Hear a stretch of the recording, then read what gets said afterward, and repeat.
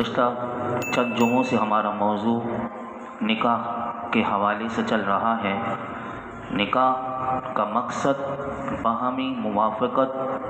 آپس کی محبت و اطمینان اور سچی دوستی ہے۔ یہ نکاح کا مقصد ہے۔ نکاح کے مقدس رشتے کی بدولت صرف دولہا دلہن ہی ایک خاندان ایک دوسرے سے وابستہ نہیں ہوتے کہ دولہا دلہن ہی صرف ایک دوسرے سے وابستہ ہو گئے، بلکہ یہ نکاح کا مقدس رشتہ جو ہے دو خاندانوں کے آپس میں جڑ جانے کا بھی سبب بنتا ہے۔ شادی کے لیے رشتہ دیکھنا، پرکھنا اور پھر اس رشتے کو منظور کرنا یا منظور نہ کرنا، یہ ایک بہت اہم فیصلہ ہوتا ہے۔ رشتے کیسے دیکھے جاتے ہیں ہمارے معاشرے میں، اور رشتہ دیکھنے کا صحیح اسلامی طریقہ کیا ہے، وہ میں آج آپ کے سامنے عرض کروں گا۔ گزشتہ جمعے میں نے آپ کے سامنے عرض کیا تھا کہ یاد رکھیے گا کہ اپنی اولاد کے لیے دیندار لڑکی کا انتخاب کرنا چاہیے، اسی طرح اپنی بیٹی کے لیے دیندار لڑکے کا انتخاب کرنا چاہیے۔ یاد رکھیے گا کہ لہٰذا ایسی اولاد یعنی والدین جو اپنی لڑکی کے لیے اپنے بچے کے لیے ایسی لڑکی کا انتخاب کرتے ہیں کہ جو نیک صالح ماحول میں اگر پلی بڑھی ہو اور اس نے ایک ایسے ماحول میں پرورش پائی ہو کہ جس کا گھرانہ ہی اتنا شرافت والا اور پاک دامنی کا گہوارہ ہو، تو پھر یاد رکھیے گا کہ ایسے شرافت والے اور پاک دامنی والے گہوارے میں ان کی بچی اپنے بچے کے لیے ضرور لینی چاہیے، کیونکہ ایسے والدین جو ہوتے ہیں وہ اوپر سے جو ان کا سلسلہ ہوتا ہے وہ اپنے آباء و اجداد کے لحاظ سے بھی، کیونکہ ان کا خاندان جو ہوتا ہے پھر ایک لحاظ سے بہت زیادہ شریفوں میں شمار ہوتا ہے، اور آباء و اجداد میں بھی اگر ہم جائیں گے تو وہ بھی آباء و اجداد بھی جو ہیں وہ ہر لحاظ سے مکرم اور محترم ہوں گے۔ اسی لیے میرے آقا علیہ الصلوۃ والسلام کی حدیث مبارکہ ہمیں ملتی ہے کہ جس میں میرے آقا علیہ الصلوۃ والسلام نے ایسے خاندان میں نکاح کرنے کے لیے کہا۔ حدیث پاک سنیے کہ نبی کریم صلی اللہ علیہ وسلم نے ارشاد فرمایا، تخیروا لنطفتکم فإن العرق قصاص، کہ میرے آقا نے ارشاد فرمایا کہ اپنی اولاد کے لیے اچھے خاندان والی عورت کا انتخاب کرو کہ خاندان کا اثر ہوتا ہے، خاندان کا اثر ہوتا ہے، جیسے خاندان کے لوگ ہوں گے ویسی اس بچی کے اندر، اس لڑکی کے اندر اس کے خاندان کی عادات اور اثرات پائے جاتے ہیں۔ اسی طرح ایک اور روایت ملتی ہے کہ میرے آقا علیہ الصلوۃ والسلام نے ارشاد فرمایا کہ تجوزوا فی الحجز الصالح فإن العرق قصاص، کہ میرے آقا نے فرمایا کہ نیک خاندان میں شادی کرو۔ اب دیکھیے نیک لوگ ہونا کتنا ضروری ہے، کہ فرمایا کہ تم جو چیز رشتے میں دیکھنے کی چیز ہے وہ ہے نیک ہونا۔ نیک خاندان میں حضور نے فرمایا شادی کرو، اس لیے کہ خاندانی اثرات جو ہوتے ہیں وہ صلاحیت کرتے ہیں، تو وہ لڑکی جب ایسے شرافت اور شریف خاندان میں اگر پلی بڑھی ہوگی اور شرافت اور پاک دامنی جس لڑکی کے خاندان میں پائی جائے گی یقیناً اس لڑکی کے اندر بھی پائی جائے گی۔ تو یہ چیزیں ہمیں رشتہ کرنے سے پہلے یہ باتیں ضرور دیکھنی چاہیے۔ میرا موضوع جو 2-3 جو میں پہلے شروع ہوا تھا وہ یہی تھا کہ شادی بہت آسان ہے، لیکن معاشرے میں ہم نے شادی کو بہت مشکل سے مشکل بنا دیا، اور نکاح کے بابرکت ایک معاہدہ ہوتا ہے، ہم نے اس پر بے شمار رسموں کو اور فضول تقریبات کو اور فضول اخراجات جو ہیں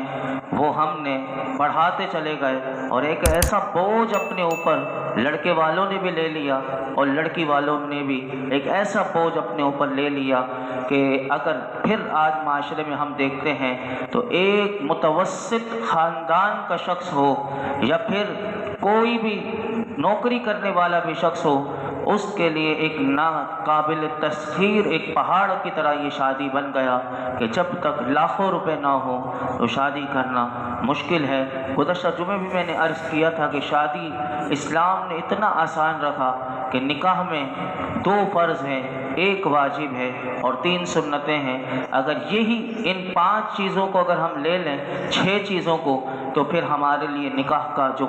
وہ پروسیس ہے، وہ طریقہ ہے، وہ بہت آسان سے آسان ہو جائے۔ نکاح میں 2 فرض ہوتے ہیں کہ ایک ہے ایجاب و قبول اور ایک ہے 2 گواہ کا ہونا، یہ فرض ہے، اور ایک واجب ہے یعنی حق مہر کا ہونا، اور 3 چیزیں سنت ہیں، خطبہ نکاح ہے، ولیمہ ہے اور چھوارے وغیرہ جو کہا جاتے ہیں۔ تو یہ جو چیزیں ہیں یہ نکاح میں بس ہیں، اور اگر ان چیزوں کو اگر ہم لے لیں تو یقیناً وہ نکاح جو ہے وہ بڑا ہی بابرکت ہوگا۔ لیکن جو فضول رسمیں ہیں وہ انشاءاللہ آئندہ جمعے میں آپ کے سامنے عرض کروں گا، لیکن آج جو میں آپ کے سامنے عرض کرنا چاہتا ہوں وہ یہ ہے کہ نکاح کے لیے جب رشتے دیکھے جاتے ہیں تو ہمارے یہاں یاد رکھیے گا کہ رشتہ اسلام نے اس حوالے سے ہماری بڑی رہنمائی کی ہے۔ نبی کریم صلی اللہ علیہ وسلم نے ارشاد فرمایا کہ لڑکی کے رشتے کے لیے بنیادی معیار بیان کرتے ہوئے ارشاد فرمایا تھا، گزشتہ جمعے بھی آپ نے یہ حدیث پاک سماعت کی ہوگی کہ نبی کریم صلی اللہ علیہ وسلم نے ارشاد فرمایا کہ 4 چیزوں کو مد نظر رکھا جاتا ہے رشتہ کرتے ہوئے: اس کا مال، اس کا حسب نسب، نمبر 3 اس کا حسن و جمال، اور نمبر 4 پھر فرمایا کہ تمہارا ہاتھ خاک آلود ہو،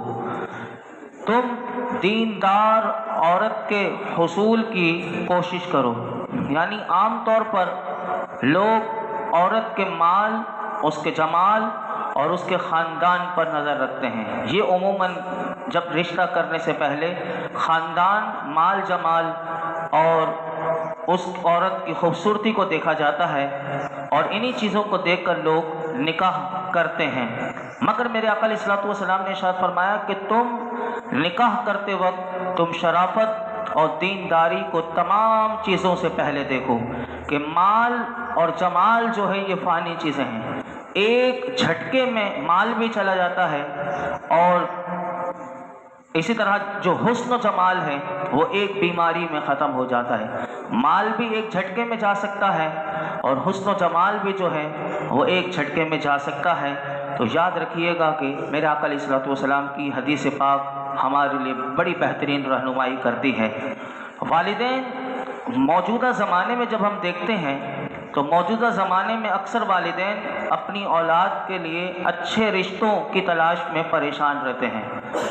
ایسا نہیں ہے کہ رشتے موجود نہیں ہیں،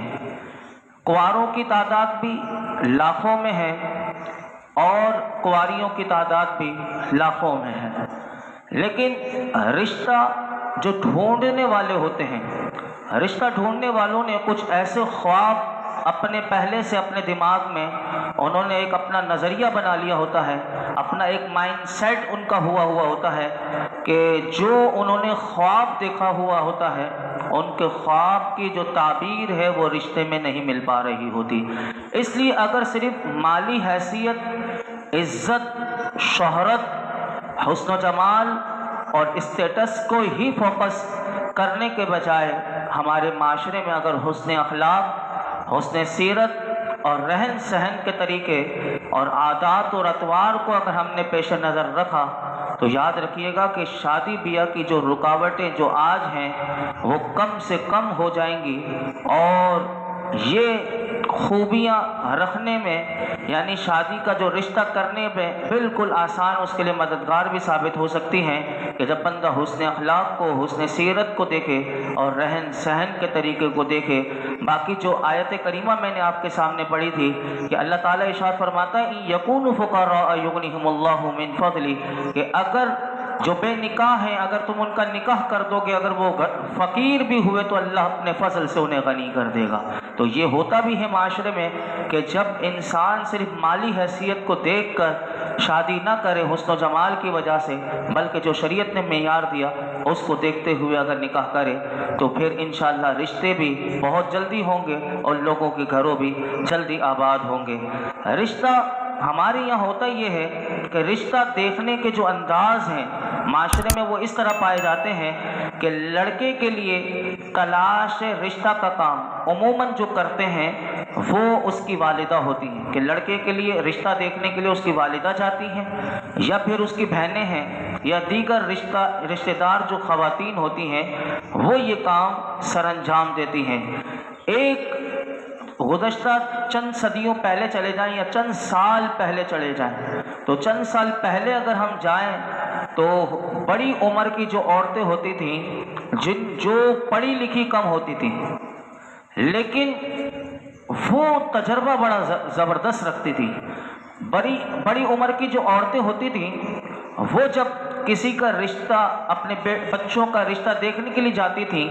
تو وہ عموماً لڑکی کی صورت کے ساتھ ساتھ اس کی سیرت جو ہے، یعنی اس کا اٹھنا بیٹھنا چلنا پکانا کھانا پکانا گھرداری اور تعلیم و تربیت وغیرہ کے معاملات بڑی حکمت سے چیک کر لیتی تھی۔ یعنی وہ بڑی عمر کی عورتوں کو حکمت بڑی پتہ ہوا کرتی تھی کہ کسی کی دل آزاری بھی نہ ہو،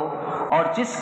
ہم اپنے بچے کے لیے رشتہ دیکھنے کے لیے گئے ہیں تو وہ سامنے جو ہے اس لڑکی کو اس کی سیرت بھی دیکھ لیں اور اس کو اٹھنا بیٹھنا چلنا اور اس کا بولنا اس کا چال چلن اس کا گھر میں رہنے کا انداز سارا وہ بڑی حکمت سے تھوڑی دیر میں وہ چیک کر لیا کرتی تھی اور لڑکی والوں کو ناگوار بھی نہیں گزرتا تھا۔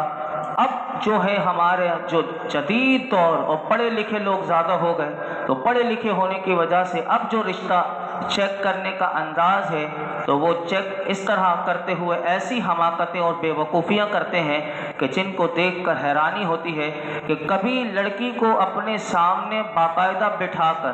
اب یہ پتہ نہیں کون سا یہ بھی ہمارے معاشرے میں بدقسمتی سے پایا جاتا ہے کہ لڑکی کو باقاعدہ چیک کریں گے، کبھی تو اتنے جاہل ہوتے ہیں کہ منہ کھلوا کر دانت دیکھیں گے کہ یا اس کے دانت بھی پورے ہیں یا نہیں، اسی طرح اس کی رنگت کو چیک کرنا کہ اندھیرے میں نہیں اگر روشنی میں اس کی رنگت چیک کرنا، اسی طرح بہت سی ایسی چیزیں ہیں کہ اس کا قد دیکھا جائے گا چھوٹی ہے بڑی ہے، اس کے جوتے اتروا کر کے اس کا قد کتنا ہمارے بچے کے بغیر، اسی طرح لڑکے کو دیکھنے کے انداز بھی یہ لڑکی کے میں نے مختصر بتایا، ورنہ اتنی ڈیٹیل ہے کہ ایک گھرانے میں ایک شخص کی شادی اس نے بتایا کہ میرے 3 سال میں 35 جگہ میں نے رشتہ ڈالا، 35 گھرانوں سے ریجیکٹ ہوا، تو 35 گھرانوں میں جو اس نے باتیں بتائی وہ بھی بڑی ایک تفصیلاً ہے کہ کسی نے کوئی وجہ بتائی کسی نے کوئی وجہ بتائی۔ بہرحال لڑکے کو دیکھنے والے جب لڑکی والے بھی دیکھنا چاہتے ہیں تو لڑکے کو دیکھنے کا انداز بھی جو ہمارے معاشرے میں پایا جاتا ہے وہ بھی بعض اس طرح کے نادان لوگ ہوتے ہیں کہ مرد ہو کر وہ مرد کو چیک کرنے کا انداز یہ ہوتا ہے کہ اس کے بال دیکھے جائیں گے، اگر ٹوپی پہنی ہے تو ٹوپی اتروا کے کہیں گنجا تو نہیں ہے کہ اس کے بال پورے ہیں یا نہیں، اگر اس کو بلوانے پر مجبور کریں گے کہیں بولتے ہوئے ہقلاتا تو نہیں کہ کہیں توتلا تو نہیں، کہیں اس کی گفتگو صاف ہے یا نہیں، اسی طرح بہت سی چیزیں ہیں کہ نظر کا چشمہ ہے اور بہت سی چیزیں یہ معاشرے میں ہمارا دیکھنے کا معیار بنا لیا گیا۔ اسی طرح ایک صاحب بتاتے ہیں کہ ہمیں دیکھنے کے لیے لڑکی والے آئے اور اس وقت وہ کہتے ہیں کہ میرے بھائی نے ٹوپی پہنی ہوئی تھی اور لڑکی والے جب دیکھ کر گئے تو بعد میں فون کر انہوں نے بتایا کہ آپ کے بھائی کو جب ہم دیکھنے آئے تھے تو اس نے ٹوپی پہنی ہوئی تھی، تو اب آپ اس کی بغیر ٹوپی کی ہمیں تصویر بھیجیں تاکہ ہم دیکھیں اور اس کے بعد ہم آپ کو بتائیں گے کہ ہم یہ رشتہ کرنا چاہتے ہیں یا نہیں کرنا چاہتے۔ تو یاد رکھیے کہ رشتہ دیکھنے کے بعد اسے منظور کرنا یا نہ منظور کرنے کا مرحلہ یہ پیش آتا ہے۔ باہمی رضامندی سے رشتہ اگر طے ہو جائے تو یہ بہت اچھی بات ہے، اور لیکن اگر نہ کرنا ہو انکار کرنا ہو تو بھی ہماری شریعت ہمیں بڑا احسن انداز میں طریقہ بتاتی ہے کہ مہذب طریقے میں رہتے ہوئے منع کر دینا چاہیے کہ یہ نہیں کہنا چاہیے کہ استخارہ صحیح نہیں آیا، استخارے میں نہ ہے اس لیے ہم نہیں کریں گے۔ اول تو استخارہ کروایا نہیں جاتا، کرنا پڑتا ہے، جو ہمارے معاشرے میں کوئی کرتا نہیں، جو خود کرنا پڑتا ہے۔ اور استخارہ ایک ظنی علم ہے کہ جس میں اللہ تعالیٰ کی طرف سے یا تو اس کے دل اس طرف مطمئن ہو جاتا ہے کہ یہ کام کر لیا جائے، ورنہ اللہ سے بندہ وہ دعائیں سکھائی گئی کہ روزانہ کی بھی دعائیں ہیں، رات کو پڑھ کر بھی استخارہ ہوتا ہے، تو یہ طریقہ ہمیں شریعت نے سکھایا۔ لیکن منع کرنے کا طریقہ کیا ہونا چاہیے؟ یاد رکھیے کہ شریعت ہمیں بہت اچھے انداز میں بتاتی ہے کہ جھوٹ بھی نہ ہو اور سامنے والے کی دل آزاری بھی نہ ہو۔ اس کا طریقہ یہ ہے کہ ہمارا ذہن نہیں بنا، یعنی ہمارا ذہن نہیں بنا، ہم معذرت چاہتے ہیں، بس ہمارا ذہن نہیں بنا، ہم معذرت چاہتے ہیں، بس اتنا جملہ بھی یہ بہت کافی ہے، اس میں کوئی جھوٹ وغیرہ نہیں۔ بسا اوقات لوگ لیکن جو وجوہات بیان کرتے ہیں، وہ جو وجوہات بیان کرتے ہیں ان کا کوئی سر پیر نہیں ہوتا۔ جیسے کہ ایک دادی اماں کے بارے میں بتایا جاتا ہے، میں ایک مثال ہے یہ آپ کو، معاشرے میں جو برائیاں ہیں وہ آج یہ موضوع اسی لیے ہم نے 3-4 جمعے سے رکھا کہ ان برائیوں سے ہم اپنے آپ کو بچائیں۔ ہو سکتا ہے کہ وہ اچھا گھرانہ ہو لیکن ایسی بظاہر جو خامی نہیں، لیکن اس کو خامی بنا کر رشتے سے انکار کر دیا جاتا ہے۔ جیسے کہ لڑکے کے گھر والوں کی طرف سے کچھ یوں کہا جاتا ہے کہ عموماً لڑکی کا اگر چشمہ لگا ہو تو لڑکے کے جو گھرانے والے ہوتے ہیں وہ ایسی لڑکی کو عموماً کم پسند کرتے ہیں کہ اتنا موٹا چشمہ یا اس کی پڑھائی کی وجہ سے لگ گیا یا بچپن سے اس کی آنکھ ویک تھی تو وہ لگا ہوا تھا، تو ایسی عموماً لڑکیوں کو جن کے نظر کے چشمے زیادہ ہوں تو یہ کہہ کر انکار کر دیا جاتا ہے کہ لڑکی نظر کا چشمہ لگاتی ہے اس لیے ہم۔ اسی طرح عمر زیادہ ہے اس لیے ہم نہیں کرتے، یہ موٹی زیادہ ہے اس لیے ہم رشتہ نہیں کر رہے، اسی طرح یہ چھوٹی بہت ہے یعنی ہمارے بچے کے قد کے لحاظ سے اس کی آنکھیں بڑی چھوٹی ہیں، اسی طرح جو لبرل ٹائپ کے ہوتے ہیں، بے پردہ لوگ ہوتے ہیں، تو آپ کی بچی تو دیندار بڑی پردہ کرتی ہے، یہ تو ہمارے گھر میں نہیں چل پائے گی۔ اسی طرح اگر دیکھیں تو ایسے اعتراضات کیے جاتے ہیں کہ اس کی جو چھوٹی بہن کی شادی پہلے کیوں ہو گئی، اس کی بڑی کی کیوں نہیں ہوئی، تو ہم اس کے ساتھ تو نہیں کر سکتے۔ اپنی طرف سے بدگمانیاں لوگ اپنے ذہنوں میں پیدا کرتے ہیں۔ اسی طرح پھر اگر کوئی وجہ نہیں ملتی تو پھر خاندان میں سے کسی کے بارے میں پتہ چل جائے کہ اس کے جو خاندان میں ان کے آپس میں ہر وقت لڑائی جھگڑے رہتے ہیں، تو ہم آپ کے یہاں رشتہ اس لیے نہیں کرتے کہ آپ کے فلاں خاندان میں ہر وقت لڑائیاں ہوتی ہیں تو ہمارے گھر میں بھی ہر وقت لڑائیاں ہوتی رہیں گی۔ تو اسی طرح ایک گھرانے میں رشتہ دار جمع تھے، بالکل باہمی رضامندی سے رشتہ طے ہونے والا تھا، صرف دادی اماں کی ہاں کہنا باقی تھی۔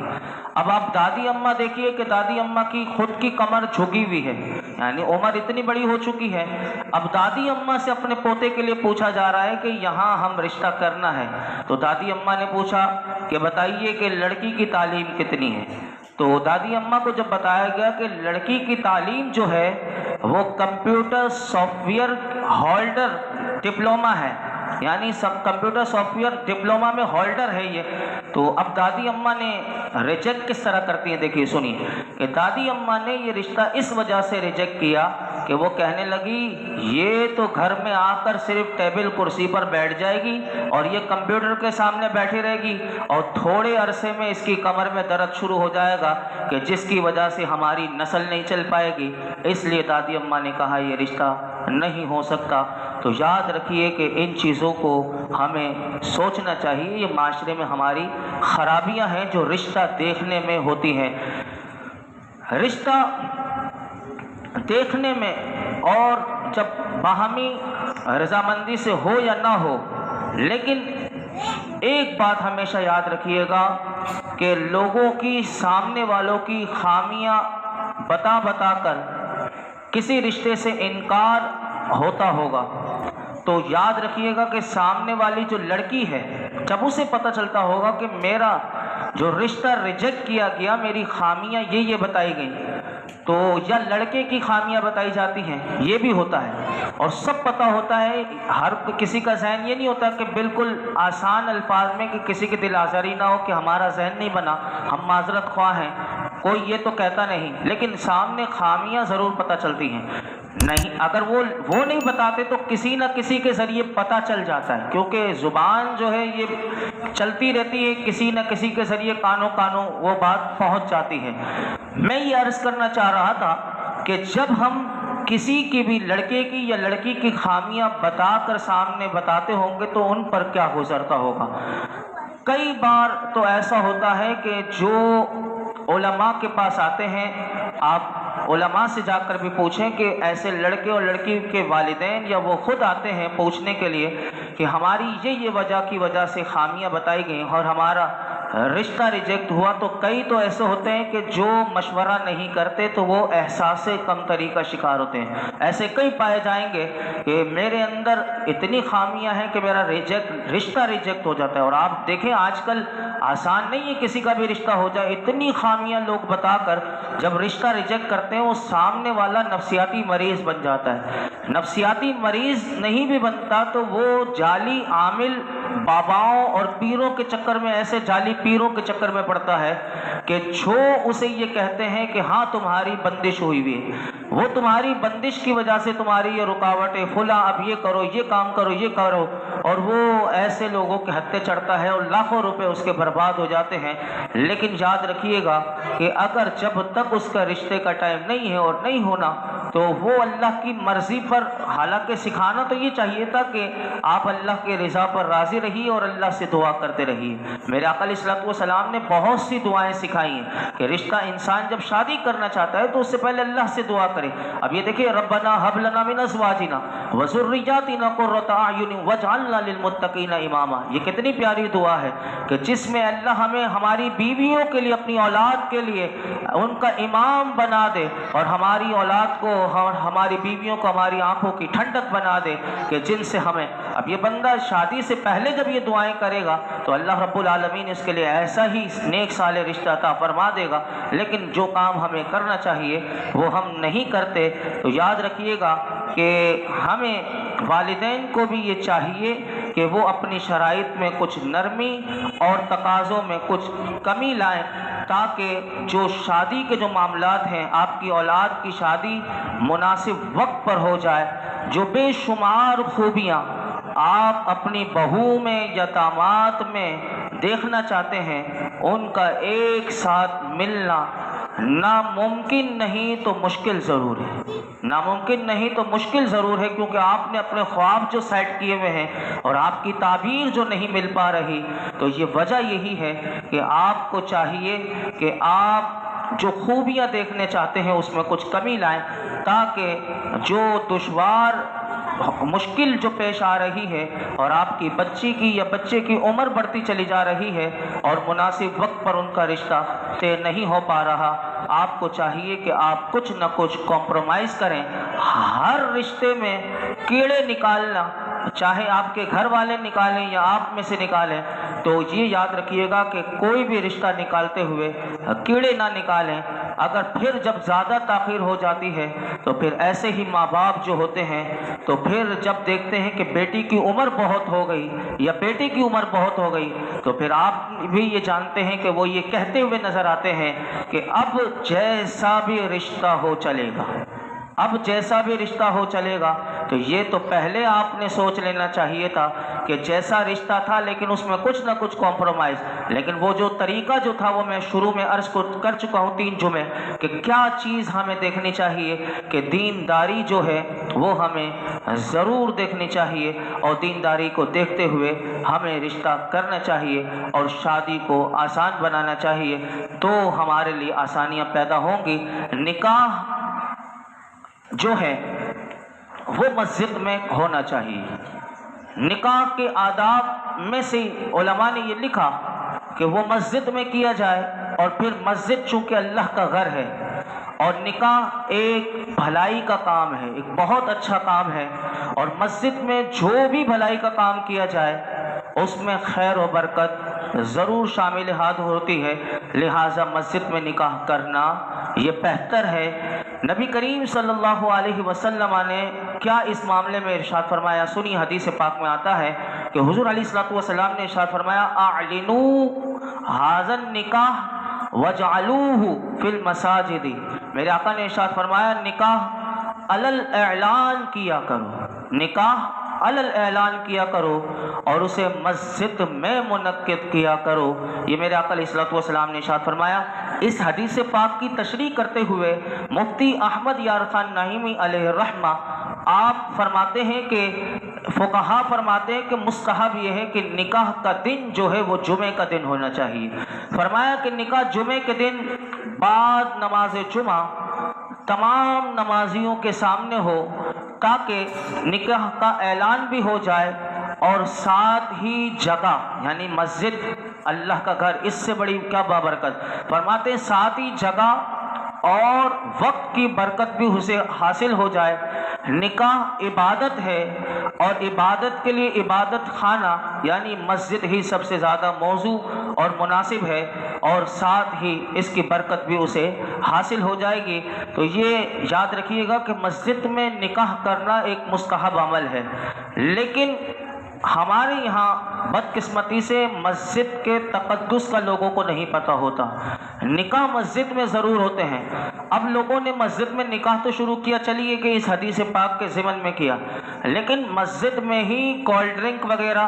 مسجد میں ہی وہ شور شرابہ، مسجد میں ہی ایسی باتیں کہ جو مسجد کے احترام کے خلاف ہیں وہ بھی آج کل مسجدوں میں شروع ہو گئی ہیں کہ مسجد میں حالانکہ باتیں کرنا، اور مسجد جو ہے وہ اللہ کا گھر ہے کہ ہم کسی محترم جگہ پہ جائیں تو کیسی خاموشی ہوتی ہے، بتائیے اللہ کے دربار میں بندہ آیا ہوا ہو تو یہاں کتنا ادب و احترام کا ہمیں خیال رکھنا چاہیے۔ مفتی صاحب فرماتے ہیں اگر مسجد کے تقدس اور اس کے احترام کو اگر ہم ملحوظ نہیں رکھ سکتے تو پھر ہمیں چاہیے کہ ہم مسجد میں نکاح نہ کریں، پھر ہال میں ہی یا جہاں ہم اپنے گھر کے باہر شامیانہ لگا کر پھر وہیں ہمیں نکاح کرنا چاہیے، کیونکہ مسجد کا احترام جو ہے وہ بہت ضروری ہے۔ دور حاضر میں بہت سے معاملات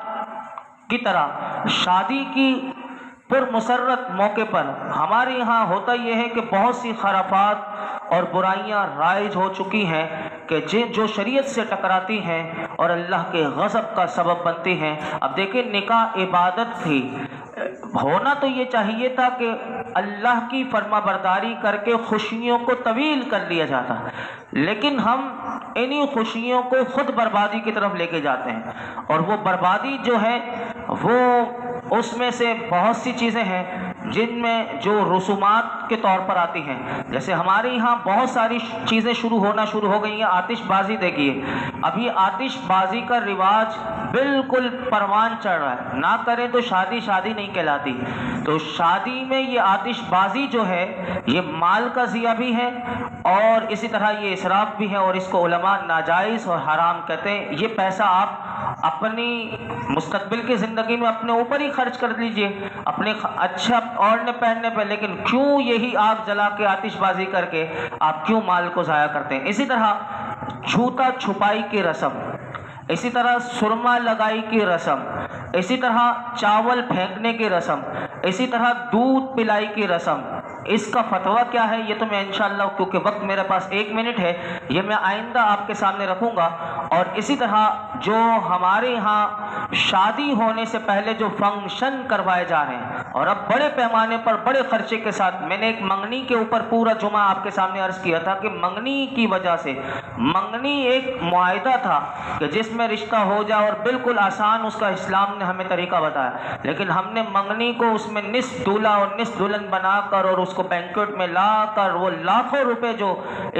کئی شادیاں بلکہ اس میں ہو سکتی تھی لیکن وہ ایک منگنی میں لگا دیا جاتا ہے۔ تو اسی طرح جو شادیوں کو ہم نے مشکل بنایا، اسلام نے ہمیں کہا شادی بہت آسان ہے، نکاح اللہ نے جو ہمیں ایک باہمی جو انسان آپس میں ملتے ہیں اور یہ محبت کا اور اخوت کا جو ذریعہ تھا اس کو ہم نے آپس میں دوستی تھی، دو خاندانوں کے آپس میں ملنے کا یہ سبب تھا، لیکن یہ فضول رسومات کی وجہ سے جب شادی تو ہو جاتی ہے لیکن دلوں میں ایسی ایسی باتیں رہ جاتی ہیں الامان والحفیظ، جس کا اظہار بعد میں دلہن والے جو ہوتے ہیں بعد میں کرتے ہیں، پھر وہ دلہن والے آ کے لڑکی کو بتاتے ہیں، لڑکی والے دلہن کو جا کے بتاتے ہیں۔ یہ سب ہوا کس وجہ سے؟ اور اسی طرح شادی میں ایک جو فنکشن اور رت جگہ، اور اس فنکشن میں جو میوزک چلتا ہے اور میوزک میں جو گانے کے حوالے سے ہمارا دین ہمیں کیا بتاتا ہے، اس حوالے سے انشاءاللہ آئندہ جمعے اور اس کے ساتھ ہی ولیمہ اور پھر جو آگے کے معاملات ہیں انشاءاللہ ہم جمعے میں ترتیب سے چلیں گے۔